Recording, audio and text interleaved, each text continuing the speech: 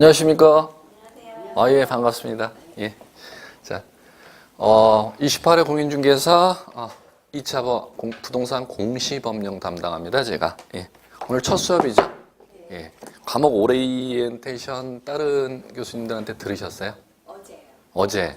예. 제가 과목 오리엔테이션 간단하게 지금 소개시켜 드릴게요. 왜냐면 지금 여러분들이 공부하시는 방법이 다 다르지 않습니까? 그러면은 공부하는 방법을 이제 처음 공부하시는 분들은 이런 방법도 있고 저런 방법도 있고 그 중에서 자기가 맞는 방법을 갖다가 취해야 될 것과 버려야 될 것을 갖다가 선택하기 위해서는 일단 다양한 공부 방법을 먼저 들어보셔야지 난 이 방법으로 공부하는 게 맞겠다. 저 방법으로 공부하는 게 맞겠다. 그것을 갖다 한번 선택해 보기 위해서 저도 이제 오리엔테이션 겸으로 공부를 어떻게 해야 되는지 간단하게 소개시켜 드리겠습니다. 자, 먼저 보시면은 공인중개사제도 이제 시험 과목이 1차, 2차 이렇게 이제 구분하죠. 자, 1차 과목이 두 과목이죠. 민법하고 그 다음에 학개론. 자, 2차 과목이 이제 여러분들 교재 입문서 받으셨죠? 이제 그거 나오는 게 세 개의 파트가 나올 겁니다. 지금 세 개의 파트가 첫 번째 중개사법. 그 교재 이제 크게 목차를 보시면 돼요. 중개사법. 그 다음에 부동산 공시 법령과 세법. 그리고 부동산 공법. 이렇게 이제 제도가 이루어져 있습니다. 자, 그럼 보시면은 1차 이제 전체 60점을 취득하셔야 이제 합격이 되겠죠. 60점 취득하는데 이 60점이 합해서 60점이 아니라 1차 과목하고 2차 과목하고 분리가 되어 있습니다. 그래서 1차에서 60점, 2차에서 60점 이제 이렇게 이제 되셔야겠고 메모는 안 하셔도 돼요. 제가 이제 수업을 하시면은 메모해야 될 건 메모 준비하세요. 이렇게 말씀드릴게요. 자, 1차 이제 60점, 2차 60점 각각 60점을 얻으셔야 되는데 문항수가 자, 요거 40문제씩입니다. 40문제. 40문제. 네. 부동산 공시법령 세법 요거는 합해서 40문제. 그다음에 부동산 공법 40문제. 자, 그러면 문항수로 문제 개수로 얘기하면 1차가 80문제겠죠. 그다음에 2차가 40, 40 하니까 120문제인데 자, 이제 요 40문제 합해서 점수로는 60점을 얻으시려면은 자, 보시면 몇 개 맞아야 개수로 말씀드릴게요. 40개 하면 각 과목 기준으로 하면 24개. 그러면 지금 40개 문제에서 24개라면은 반 기준이라면 반 정도 맞는다면 20개가 되지 않습니까? 거기에서 4문제만 더 맞추면 60점이 넘어가지 않습니까? 예. 그러면 24개 맞으면은 1차 60점 요 1차를 합격한다는 겁니다. 그다음에 2차도 마찬가지 40 120문제씩 하시면은 72문제, 120문제 중에서 전체로 얘기하면 72문제만 맞추시면 이제 60점 합격 점수를 얻을 수 있다는 겁니다. 그런데 이제 문제는 보시면 요 과목에 편차가 있겠죠. 편차가 있다는 것은 무슨 얘기냐면은 어려운 과목이 있겠고 쉬운 과목이 있겠고 그걸 기준으로 이제 편차를 얘기할 수가 있고 분량이 많은 과목이 있겠고 분량이 적은 과목이 있겠고 그 이제 편차들이 있다는 거죠. 기준은 두 가지로 과목이 어렵냐 쉽냐 기준으로 편차를 나눌 수 있겠고 볼륨이 두꺼우냐 얇으냐 기준으로 이제 편차를 얘기할 수가 있는데 자, 민법 학개론 1차는 다 볼륨이 두껍습니다. 볼륨도 많고 그다음에 내용도 어렵고 두 과목 공이다. 그다음에 2차는 부동산 공법이라는 과목이 요 학개론 민법만큼 볼륨이 두껍습니다. 내용도 어렵고. 그러면 가장 이제 어려운 과목, 중개사 공부하시면서 가장 어려워하시는 과목이 1차 민법, 부동산 학개론, 부동산 공법.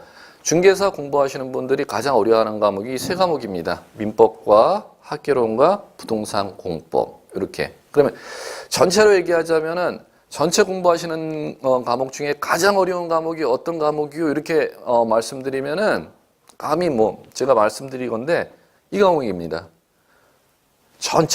전부 모든 과목 합해서 다 제일 어려운 과목이 이 부동산 공법입니다. 부동산 공법 상당히 어렵습니다. 그러면 합격을 하기 위해서는 요 60점에 맞는 전략을 잘 짜시고 그에 따른 전술을 이제 잘 실행하셔야지만이 전략은 이제 계획을 잘 짜시고 그에 따른 실천, 전술을 운영하셔야지만 이제 합격하실 수 있겠죠. 그러면 자, 요 기준을 제가 말씀드리겠습니다.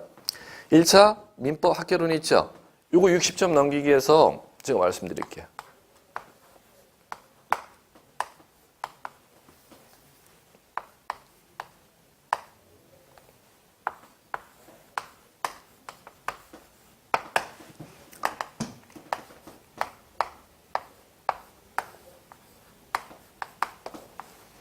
이렇게 전략을 짜셔서 공부하시면은 가장 합격률이 높은 공부 방법입니다. 민법과 학개론이 있죠. 요 민법을 갖다가 70점에서 80점을 목표로 전략을 짜셔서 계획을 세우셔서 공부를 하셔야 되고 학개론, 부동산 학개론 과목은 40점에서 50점으로 전략을 세우셔서 공부를 하셔야 됩니다. 자, 참고로 왜 이렇게 말씀을 드리냐면은 학개론 선생님들이 뭐 서운해하실지 모르겠지만 둘 다 어려운 과목인데 왜 이렇게 전략을 짜셔야 되느냐? 자, 민법은 이 민법이라는 과목 자체가 문제가 아니라 2차 법률이 다 법 공통점이 있죠. 이 2차 과목에 해당하는 모든 과목이 다 법률 과목이죠. 이 법률의 기본이 되는 과목이 다 민법에서 시작합니다. 그럼 무슨 얘기냐?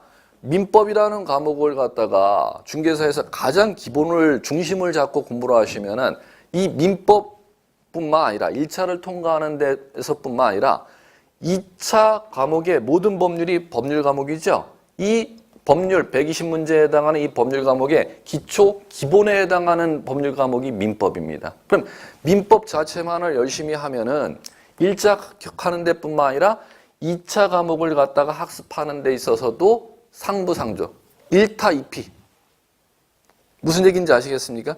민법을 열심히 하시면 고스톱 쳐보셨죠? 네. 1타 2피. 1타 2피. 그 역할을 하는 게 이 민법이라는 과목입니다. 네. 2차 과목의 모든 법률 과목의 베이스가 되기 때문에 민법을 열심히 하시면 중개사법령, 부동산 공시법령, 세법, 공법 하는 데서도 전부 다 도움이 된다는 겁니다. 그러면 1차 학개론이라는 과목은 2차 과목에 단 한 문장도 연관성이 없습니다. 왜 이렇게 합격 점수를 잡으셔야 되는지를 좀 이해하셔야 됩니다. 왜 합격하는 게 중요하니까, 합격하는 게 학문하러 오신 게 아니니까. 자, 그래서 이제 70점에서 80점을 기준으로 1차 공부를 하시고, 요거는 학개론 40점에서 50점이면 몇 문제 정도, 40문제에서 몇 문제 정도 학개론 맞추면 이 점수 얻어지는지 계산해 보셨습니까? 한 번도 안 해보셨죠? 예, 18개, 40문제에서. 예, 18개. 아이, 무섭지, 18개. 그렇죠. 과락만면하면 된다는 거죠. 이렇게 합격 전략을 짜셔야 돼. 두 번째 이유를 말씀드릴게요. 또 이렇게 전략을 짜셔야 되는 두 번째 이유. 자, 학개론, 자, 이거 보십시오. 40문제가 나오죠? 여기서, 자, 27회 시험을 기준으로 말씀드릴게요. 학개론 시험의 40문제에서 9문제, 27회 시험 기준, 9문제가 계산 문제입니다. 수학, 계산 문제. 여기서 드셨죠? 계산 산수해 보신 지 상당히 오래되셨죠? 아, 약합니다. 약해. 네, 그렇죠. 버리셔도 충분하다는 거죠.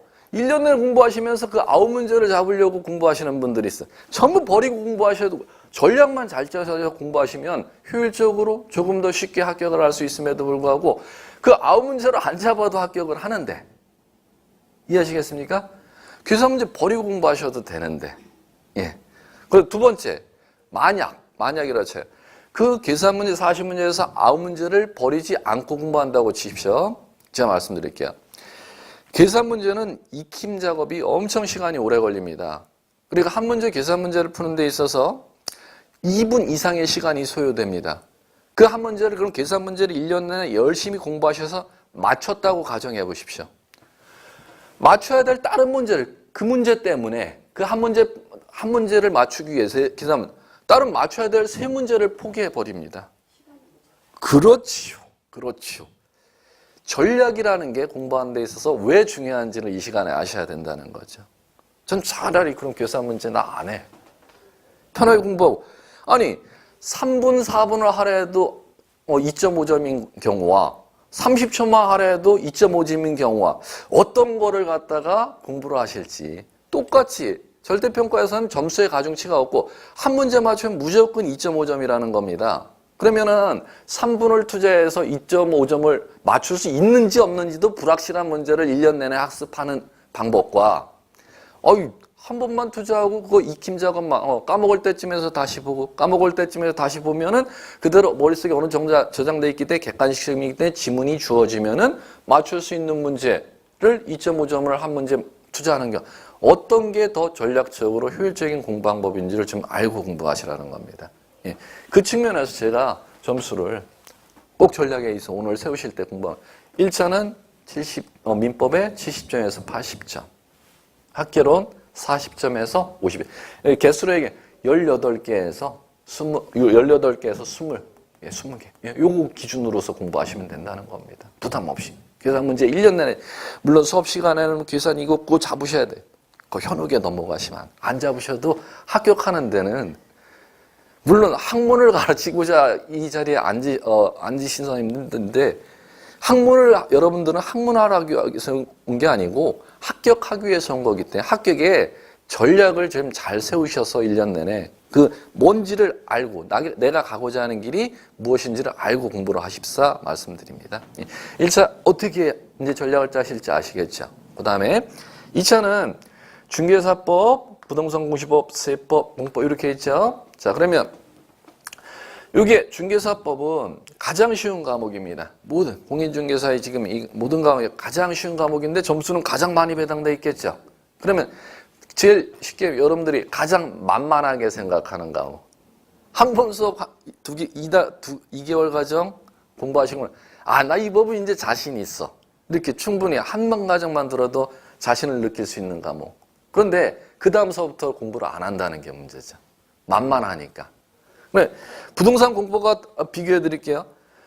1년 내내 공부를 해도 과락을 넘기기 힘들 정도로 분량도 많고 내용도 어려운 과목. 그렇기 때문에 이 과목에 자 보시면 중개사법령 요거 말씀드릴게요. 가장 쉬운 과목이라 그랬죠. 효자 과목입니다. 몇 점으로 전략을 짜셔야 돼? 80점. 그 다음에 부동산 공시법령 세법 요거 60점. 그 다음에 부동산 공법 40점. 이렇게. 그러면은 보시면 참고로 말씀드릴게요. 부동산 공법 한 문제 맞춰야 될 공부량과 제가 이해하기 쉽게 공부량으로 말씀드릴게요. 부동산 공법 한 문제를 맞추고자 하는 공부량은 중개사법 10문제 맞추는 공부량보다 이 한 문제 맞추고자 하는 공부량을 더 하셔야 됩니다. 그래 이 한 문제를 이거 10문제 맞추는 공부량하고 이거 한 문제 부동산 공법 한 문제 맞추는 공부량이 같습니다. 왜 점수를 이렇게 잡고 전략을 세우셔서 공부를 하셔야 되는지 이해하셔야겠죠. 그러면 1년 내내 부동산 공법의 목표를 잡고 해야 됩니까? 전략 과목에 해당하는 중개사 법령의 전략 과목을 잡아야 됩니까? 중개사 가장 쉬운 과목이에요. 왜? 전체 합산해서 60점이라면은 전략을 잘 세우셔서만 공부하셔도 충분히 1년 내에 누구든지 다 합격할 수 있다는 겁니다. 이렇게. 예. 그러면 중개사 법령 80점, 부동산 공시법령 세법 60점, 그 다음에 부동산 공법 40점. 요 기준은 꼭 까먹지 말고. 그러면 내가 중간에 2달마다 한 번씩 이제 순환 과정이 될 거 아닙니까? 내가 그러면 여기에 해당하는지, 요 기준에 해당하는지를 갖다가 달마다 잘 체크하시면서 공부를 하시면 되지 않습니까? 이 기준에 그 달의 공부가 부합되지 않는다면 나 그 과목이 이번 달에 좀 미진했어. 그 과목에 나보다는 나 이 과목을 이번 달에 충분히 내가 지금 하는 대로 공부해 나가면 돼. 그 기준을 삼고 공부하시면 되지 않습니까? 그 기준은 모의고사를 한 달마다 한 번씩 응시하시죠. 예, 이제 1월달, 2월달에 모의고사 이제 매달 보실 겁니다. 그래갖고 시험을 보셔서 요 기준에 전략을 세운 기준에 부합하면 나 이번 달에 공부 각 과목에 해당하는 전략에 전술에 충분해? 나 이 과목 이번 달에 소홀히 했어. 그 기준을 삼고 체크해 나가시면서 공부하시면 된다는 겁니다. 예. 이제 이렇게 이제 여러분들 잡으시면 되겠고. 자, 그 다음에 이제 저와 함께 다룰 과목이 이 부동산 공시법이죠. 예, 부동산 공시법인데 요거는 이제 인문서 교재 잠깐 보십시오. 어디를 펴보시느냐 하면은 113페이지서부터. 자, 부동산 공시법령이 나옵니다. 자, 이제 잠깐 고개 들어보시고 교재 이제 고개 이제 펴놓으셨으면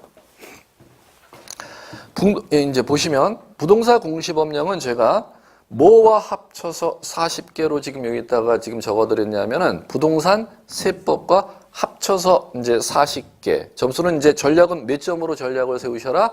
60점. 전략 중요합니다. 제일 중요합니다. 이거는 까먹지 말고 여러분들이 공부를 하셔야 돼요.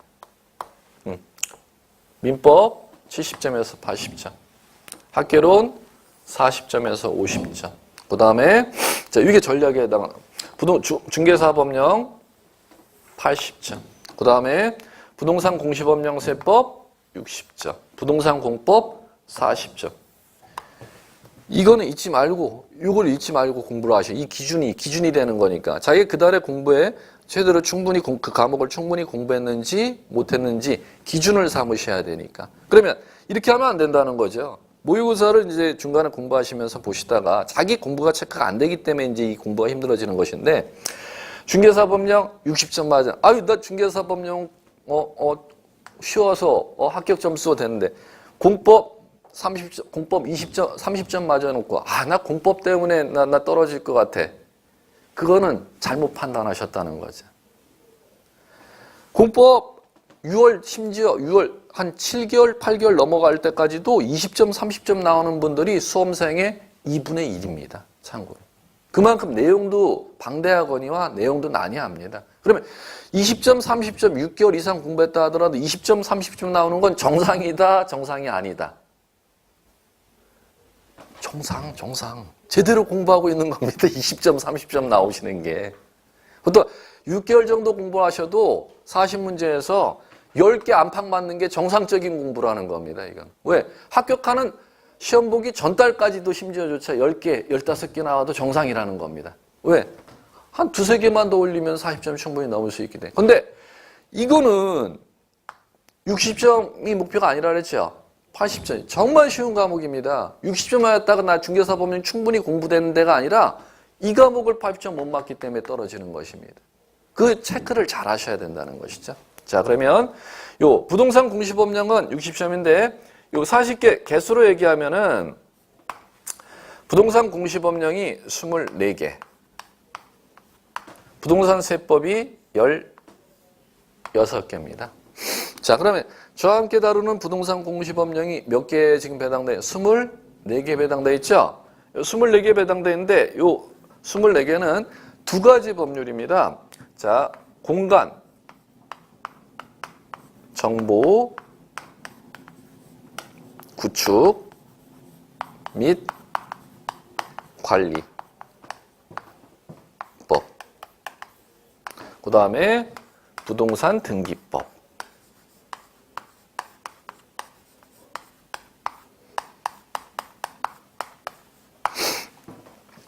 공간정보의 구축 및 관리에 관한 법률, 부동산 등기법 이렇게 되어 있는데 공간정보의 구축 및 관리에 관한 법률이 자, 요거는 12개. 부동산 등기법 12개. 이렇게 해서 12개에서 24개가 배당되어 있습니다. 그 다음에 그러면 세법 16개 합쳐서 이제 총 40개에 해당하는 과목이 된다는 거죠. 그러면 여기서 공간정보의 구축 및 관리에 관한 법, 이제 제 얘기를 들어갑니다. 저와 함께 이제 다룰 과목.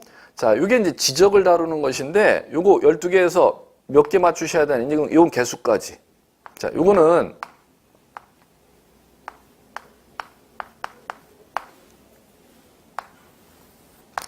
몇 개를 전략을 세우셔야, 10개를 전략 세우셔야 됩니다. 그러면 된방 지금 이제 한 30분 정도 지났는데 개수만 갖고, 제가 개수 전략 세우라는 것만 갖고도 지금 눈치를 채셔야 되는데 12개가 시험 문제인데 10개를 맞추라고 전략을 세워라 제가? 그러면 이거 쉬운 거다 어려운 거다.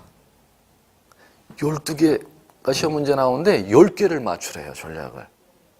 쉬운 것이다 어려운 것이다. 그렇죠. 눈치가 있으셔야 돼요. 정말 쉽습니다. 중개사 법령만큼 쉽습니다. 공간정보의 구축 및 관리에 관한 법령. 오늘서부터 이제 들어가는 내용이. 자, 그 다음에 부동산 등기법 몇 문제가 배당돼? 12문제가 배당됩니다. 자, 이거 말씀드릴게요. 먼저 수험 공부하시는 분들, 응시하신 분들이 아니라 합격한 분들 기준으로 이 12개에서 합격한 분들 평균만을 기준으로 3개, 4개가 평균 기준입니다. 합격한 분들 안에서 낮춘 기준을 말씀드리면 12문제에서 합격한 분들 기준으로 몇 개 정도 맞춘 분들이 합격한 3개에서 4개. 그러면 자, 그러면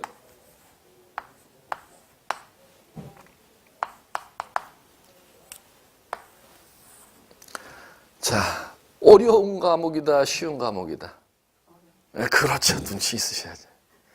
그러면 제가 하는 과목이 이 두 가지 과목을 제가 여러분들한테 소개시켜 드릴 텐데, 저와 함께 이제 해나갈 텐데, 전략은 어디에 전략을 두셔야 되느냐? 공간 정보의 구축에 관한 법률 쉽습니다. 여기에 전략을 두시고, 이거는 수업 내용에서 반 정도만. 저는 물론 학습을 시켜드릴 땐 12개를 다 맞출 수 있도록 시켜드리는데, 소화하시는 것이 어렵기 때문에 여러분들 소화 능력은 수업 시간에 하는 거 다 이거 소화해야 돼가 아니라 그 중에서 3개에서 4개면 4분의 1 정도만 소화하시면 충분히 난 합격하려는 전략에 충분한 지장이 없다 생각하고 강의를 들으셔야 된다는 것이죠.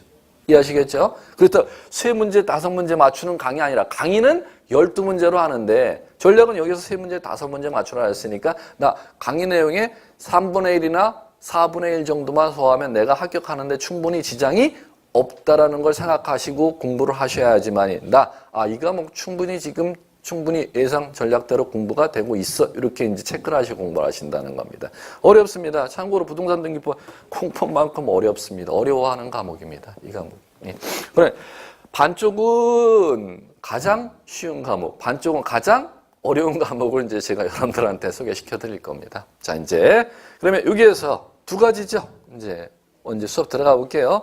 부동산 공시 법령에서 다루는 게 공간 정보의 구축 및 관리에 관한 법률하고 부동산 등기법. 이 두 법률을 갖다가 이제 제가 여러분들한테 소개를 시켜 드릴 겁니다. 요 두 가지 법률 내용이 있는데 먼저 파트가 요거 공간 정보의 구축에 관한 법률, 부동산 등기법 상하 이렇게 제가 말씀드릴게요. 이게 전반부, 후반부 이렇게 이제 강의를 이제 해나갈 것이고, 자 교재 이제 매치시켜 드릴게요. 교재 매치시키면은 인문서 교재에 115페이지 있죠? 네, 115페이지. 거기에서 113페이지 먼저 보세요. 113페이지. 그러면 거기에 제목이 있죠? 자, 이제 메모하세요. 부동산 공시법 큰 제목이 있으면은 거기에 들어보십시오. 부동산 공시법, 여기 두 가지가 부동산 공시법 시명 과목입니다. 공간 정보의 구축 및 관리법. 그리고 부동산 등기법. 이렇게 메모하셔야죠. 해놓고 전략은 절대 까먹으시면 안 되신다 그랬으니까는 자, 목표 전략을 갖다 그 옆에다 써놓고 공부를 하셔야죠. 10개 목표. 3개에서 5개 목표 이렇게.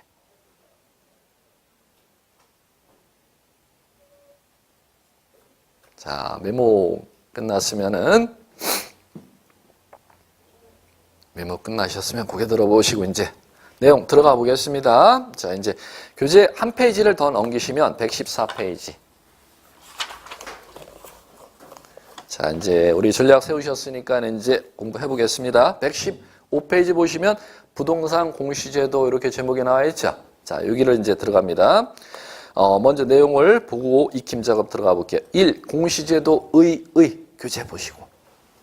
1. 공시제도의 제목 달려 있는데, 자, 이제 내용 읽어볼게요. 여러분들은 눈으로 따라오시면 되는 겁니다. 부동산 공시제도란 토지와 건물에 관한 사실관계와 권리관계를 지적과 등기라는 방법으로 외부에 알리는 절차에 관한 법을 말한다. 이렇게 나와 있습니다. 메모할 건 없고 제가 메모할 것도 다 일일이 체크할 거, 밑줄 칠 거 말씀드릴 테니까 그때만 따라오시면 돼요. 자, 이제 거기 들어보십시오. 자, 이제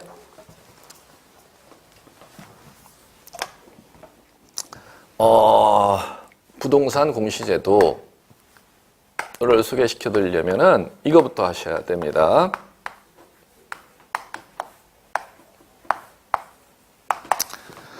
물건 공시제도, 이제 이렇게 법률 용어가 있습니다. 물건 공시제도라는 것은, 자, 무슨 얘기냐면은 물건이라는 게 있고 공시라는 게 있는데, 자, 민법에서 배우는 기초 얘기를 하셔야 이제 이 얘기를 들어갈 수가 있습니다. 자, 보시면 물건은, 자, 물건은 민법 99조에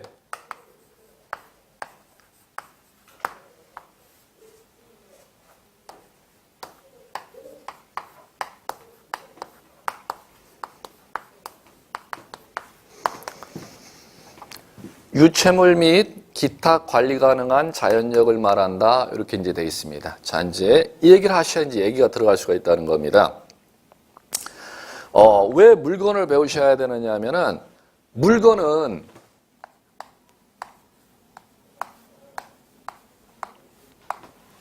거래를 한다는 겁니다. 그러면, 자, 먼저 물건이 뭔지를 알아야 물건을 갖다 거래를 하지. 자, 그러면 물건이 뭐라고 민법에 규정되어 있냐? 민법 99조에 물건은 유체물이라는 법률 용어는 잡을 수 있는 거, 눈으로 보이는 거. 그러면 지금 제가 이 마이크 잡고 있죠? 이거 유체물.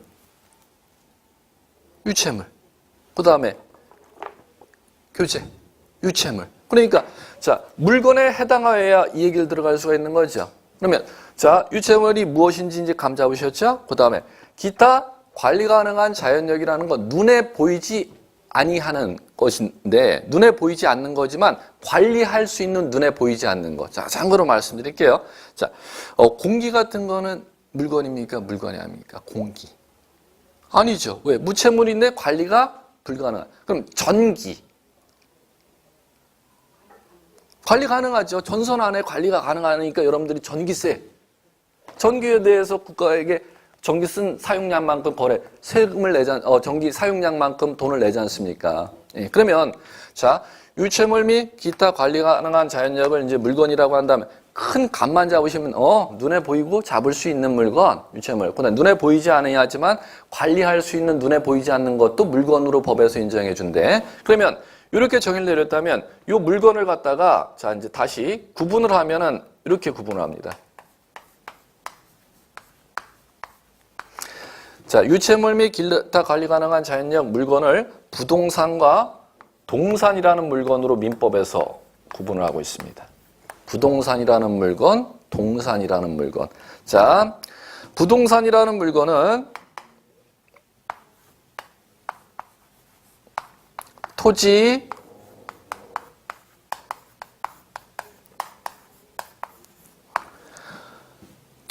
그리고 토지에 붙어있는 정착물, 토지와 분리할 수 없는 것, 토지에 붙어있는 물건.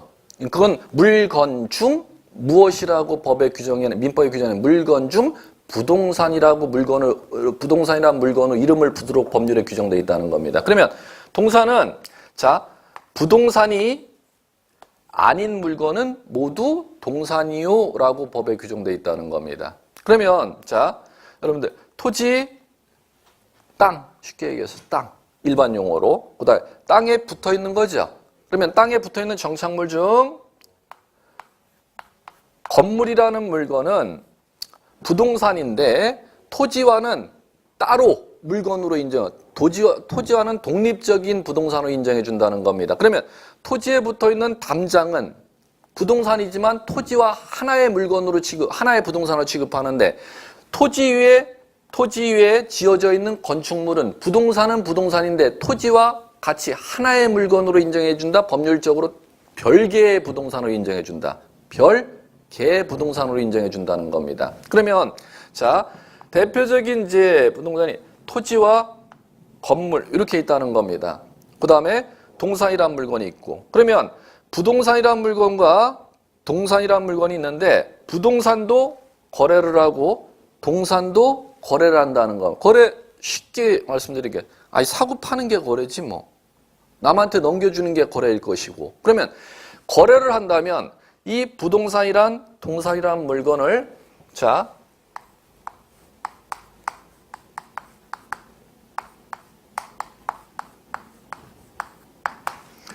안전하고 신속하게 거래를 할 수 있도록 만들어놓은 법제도를 자 이제 시작 물건 공시제도 민법에 이렇게 만들어놨습니다. 그러면 물건 부동산이란 물건 동산이란 물건을 안전하고 신속하게 거래할 수 있도록 만들어놓은 제도가 물건 공시제도라는 거죠. 그러면 민법에서는 부동산이라는 물건은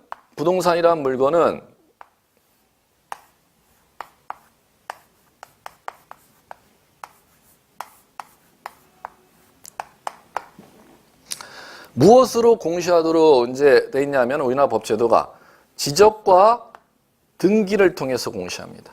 지적과 등기. 자, 동산은 무엇을 통해서 공시하느냐 하면은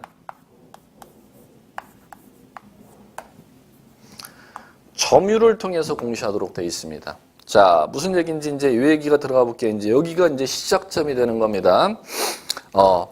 부동산이란 물건은 자, 여러분들 갖고 다닐 수 있는 물건입니까? 내 땅이 있으면 내 땅 갖고 다닐 수 있습니까? 못 갖고 다닙니까? 못 갖고 다니죠. 그건 이제 여러분들 이제 여기서 배울 거예요. 좀 다른 과목도 이제 다 소개를 좀 쉽게 제 과목 말씀드린 게 아니라 부동산 학개론에서 부동산이라는 물건의 특성 중 토지의 특성 중 부동성이라는 특성이 있습니다. 부동성이란 부동산이라는 물건은 갖고 다닐 수 있는 물건이 아니야. 움직일 수 있는 물건이 아니야. 그럼 항상 그 자리에 있는 물건이라는 거죠. 그럼 갖고 다닐 수가 없다면 저 부산에 있는 토지라는 부동산이 있다면 그 부동산을 갖다가 거래를 하려면은 서울에 있는 사람과 거래하려면 내 부산에 있는 땅 갖고 왔는데 내 부산에 있는 땅 살래 매수인? 이렇게 땅을 갖고 다닐 수가 있다 없다? 없다. 땅은 항상 부동산은 그 자리에 있는 특성을 부동성이라고 하는 겁니다. 근데 자 볼까? 동산이라는 물건을 거래를 해볼게요. 동산이라는 물건은 자 부동성이 있습니까? 동성, 갖고 다닐 수 있는 성질이 있습니까? 갖고 다닐 수 있죠. 이거 분필. 그러면 이 분필을 사고 팔면 거래 당사자가 이 물건을 갖고 와서 직접 갖고 다니면서 거래할 수 있다 없다? 있다. 그러면 부동성이라는 특성, 동성이란 갖고 다닐 수 있는 특성, 갖고 다닐 수 없는 특성의 성질이 가장 큰 차이가 있기 때문에 부동산이라는 물건은 갖고 다닐 수 없는 성질이 있기 때문에 물건을 일일이 못 갖고 다니잖아. 물건에 관한 정보를 공적 장부를 확인하고 물건에 관한 정보를 공적 장부는 국가가 관리하는 장부를 확인하고 물건 누구 거야? 어디 있는 물건이야? 그 물건 주인이 누구야? 라는 걸 공적 장부를 통해서 국가가 관리할 테니까 공적 장부의 기록을 믿고 안전하고 신속하게 거래하도록 만들어 놓은 제도를 부동산 공시 제도 이렇게 부르는 겁니다. 그러면 지적과 등기라는 게 공개 표시, 누구나 알 수 있도록 물건에 관한 정보를 갖다가 누구나 알 수 있도록 개인이 그 장부를 관리하는 게 아니라 국가가 공적 장부에다가 물건에 관한 정보를 관리해 줄 테니까 그 부동산이라는 물건을 거래하고 싶은 사람들은 국가가 관리하는 장부를 확인하고 물건을 갖다 안전하고 신속하게 거래하도록 만들어 놓은 제도를 부동산 공시제도 이렇게 부르는 겁니다. 자, 그러면 동산이라는 물건은 자 국가의 공적 장부를 통해서 자 공시하는 게 아니라 동산이라는 물건은 누구나 휴대하고 갖고 다닐 수가 있죠. 그러면 그 특성이기 때문에 국가의 공적 장부에 공시할 필요가 없고 점유를 통해서 갖고 있는 사람 들고 있는 사람, 그 사람한테 그 물건을 사면 된다는 겁니다. 그러면 그 물건을 갖다가 갖고 있는 형태를 법률용어로 사실상 지배라고 민법상에 부르고 그거를 점유다 이렇게 부르는 겁니다. 그러면 동산을 거래하고 싶으면 그 물건을 점유하고 있는 사람에게 그 점유를 돈 주고 500원? 그래 500원 줄게. 그럼 넘겨줘. 점유를 넘겨받으면 동산은 점유를 통해서 점유를 넘겨받는 행위를 인도라고 하는 겁니다. 그 동산 물건을 취득할 수 있도록 법에 규정해 놨다는 겁니다. 자, 그러면 여러분들 이제 시작. 여러분들이 이제 앉아 있는 게 물건에 대해서 당사자가 직접 거래 안 하고 그 물건을 갖다가 거래를 갖다가 도와주는 행위를 도와주고 물건 거래를 갖다가 도와주고 그 도와준 행위에 대해서 법적 수수료를 받는 것을 업으로 하는 자격증을 공인? 그러면 여러분들이 어떤 물건을 그 중개 사무실에서 중개할 수 있느냐를 한번 크게 생각해 보자는 거죠. 어떤 물건을 갖다가 도와주고 매도인과 매수인 사이 물건 거래하는 걸 도와주는 행위를 중개라고 하는데 그 중개에 대해서 수수료를 받는 것을 업으로 하는 자격증을 취득하기 위해서 여러분들이 여기 앉아 계시지 않습니까? 그러면 자, 중개 사무실에서 중개할 수 있는 거래를 당사자가 직접 안 하고 당사자가 거래하는 것을 도와주는 행위를 중개라고 하는 그 도와주는 행위에 대해서 그 수수료를 받는 것을 업으로 하는 자격증을 공인 중개사 자격증이라고 하는 겁니다. 어떤 물건 거래를 도와주는 것을 업으로 하는 것이지요?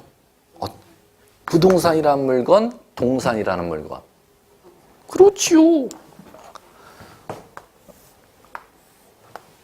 동산이라는 물건은 중개사무실에서 개업공인중개사가 중개에서 중개 수수료를 받을 수 있는 업인 중개업의 대상이 되는 물건이 되지를 아니하기 때문에 부동산만을 중개 대상으로 한다는 겁니다. 그럼 공시제도에서도 공시제도 부동산 공시제도 공적 장부에 공시하는 지적과 등기 물건을 점유하는 것으로 물건을 갖다가 점유라는 공시 방법으로 하는 동산 점유 방법인 공시인 점유라는 것은 여러분들의 배워야 될 대상이 된다 안 된다?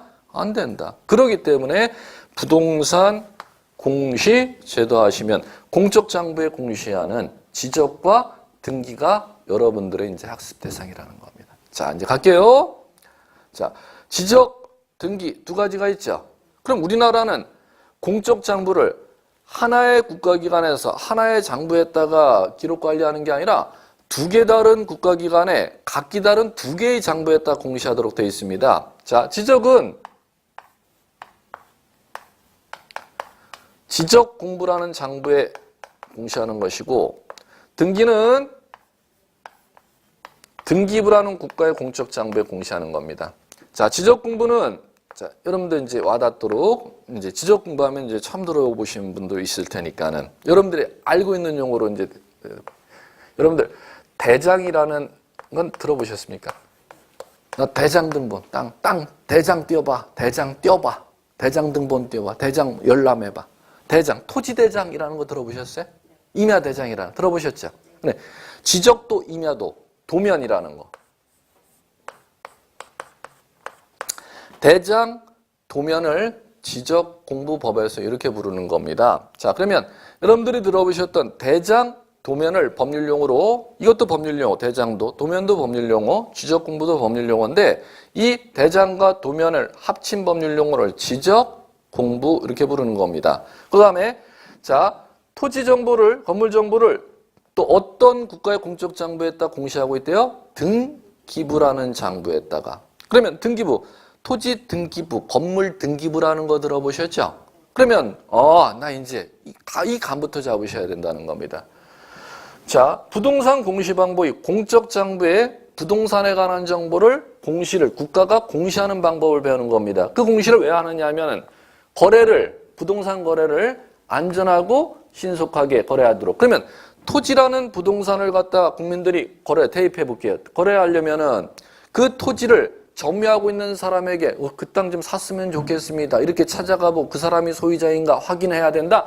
반드시 이제 부동산이라는 물건을 거래하려면 공적 장부를 보고 거래를 해야 된다. 공적 장부. 그 공적 장부가 크게 지적공부와 등기부 이원화시켜서 우리나라는 이원화된 시스템으로 두 개를 분리해서 공시하는 제도를 취하고 있다는 겁니다. 이거 역사까지 말씀드리면 학문으로 가기 때문에 이건 뭐 제가 거기까지 생략할게요. 일본 놈들이 이거 이렇게 만들어놨어요. 이게 전혀 잘못된 제도예요. 아니 땅 거래하려면은 건물 거래하려면 한 군데 국가의 장부 하나만 보고 거래하면 쉽잖아.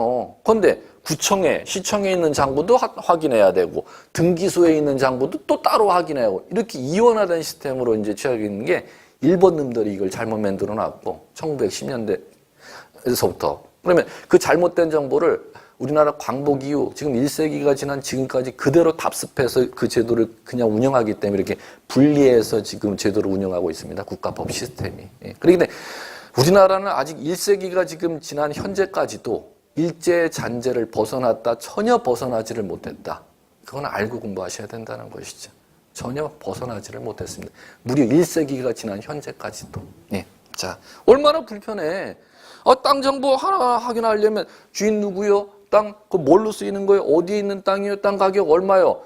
국가공적정보 하나만 떼어보고 확인하고 거래하면 되는데 절대 그런 시스템을 취하지를 않고 두 개의 시스템으로 분리해서 이원화된 시스템으로 운영하고 있습니다. 참고로. 자, 이제 그러면 자 여기에서 이제 요 지적 파트가 공간정보의 구축 및 관리에 관한 법률에 의해서 요 지적을 규율하는 것이고 부동산 등기법이라는 법률에 의해서 등기부라는 정보의 땅 건물을 국가공무원이 등기하는 방법을 갖다가 이제 학습해 나간다는 겁니다. 이제 뭐 저와 함께 다룰 것인지 준비 작업이 되셨습니까? 예, 잠깐 쉬죠.